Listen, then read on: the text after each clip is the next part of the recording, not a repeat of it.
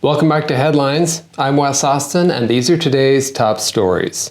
Former President Trump spent 2 hours on Monday night talking with Elon Musk on X. So far, their conversation had reached 1 billion views. Here are some of the highlights.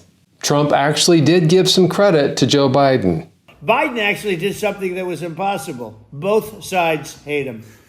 Both sides. Yeah. That was a hard thing to do. Unification. Trump talked about illegal immigration.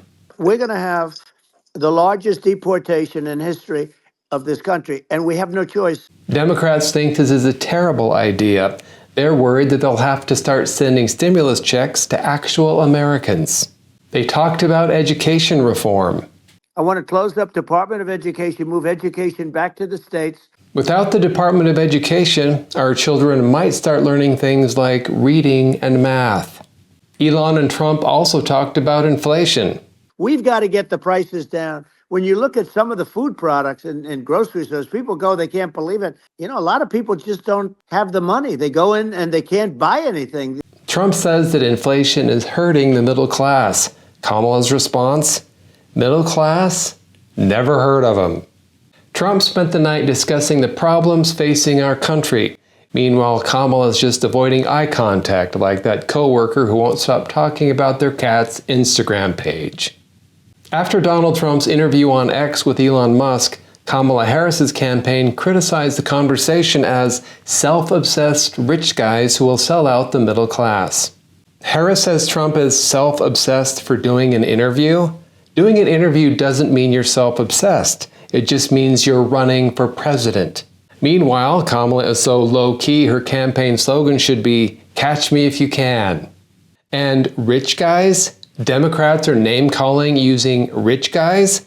That's like McDonald's criticizing someone for eating too much fast food. Democrats are the party of rich guys. They had the record-breaking fundraiser in New York City, the home of Wall Street elites. They also had the huge fundraiser with George Clooney and Julia Roberts that broke more records. It was in Los Angeles. Kamala's campaign has raised so much money from Hollywood elites that she could cast herself in every movie for the next decade.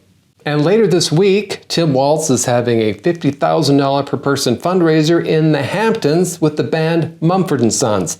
And for $75 grand, you can get your picture taken with Walz himself. Anyone willing to spend $75,000 to get your picture taken with this guy? You're either a billionaire or you're just stupid. But hey, at least you're going to get a photo with the guy who is a real-life war hero. On his show, Stephen Colbert said that CNN just reports the news as it is, and his audience burst out laughing. I know you guys are objective over there, that you just report the news as it is. Oh, I know. CNN makes it. I know. Was that supposed to be a laugh line? I wasn't supposed to be, but I guess it is. If Colbert really believes that CNN is objective, he must think the Earth is flat and the moon is made of cheese. Did you hear that reaction, though? When Colbert said that CNN was objective, that audience laughed so hard they almost fell out of their chairs. Who knew that the best way to get a laugh in New York was to mention something as outdated as journalistic integrity? And now for another installment of Watch Nancy Pelosi squirm as she tries to avoid the blame for pushing Biden out. President Biden wrote a letter last month to Democrats insisting he was committed to staying in the 2024 presidential race. Here's Nancy Pelosi talking about the letter. I didn't accept the letter as anything but a letter. I mean, there are some people who were unhappy with the letter. Let me say, some said that some people were unhappy with the letter because it was I don't even know, it didn't sound like Joe Biden to me.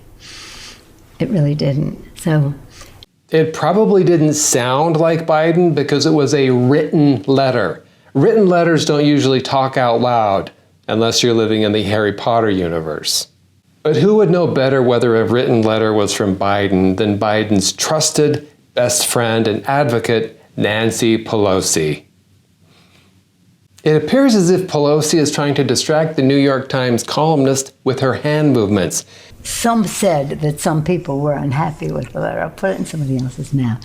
If he's just looking at my hands, then he won't know I'm lying.